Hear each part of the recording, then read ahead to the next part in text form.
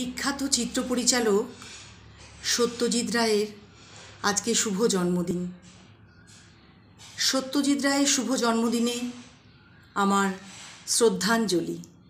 আজকে আমার নিবেদনে কবি ধৃতিমান বসু রায়চৌধুরীর লেখা সত্যজিৎ রায়কে নিয়ে সুন্দর কটি লাইন। তুমি না থাকলে বাংলা সিনেমা মাঠেই মারা যেত। তুমি না থাকলে ভূতের রাজা দেখাই দিত না।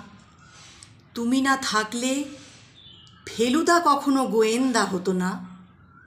তুমি না থাকলে হীরক রাজা কত না অত্যাচারী।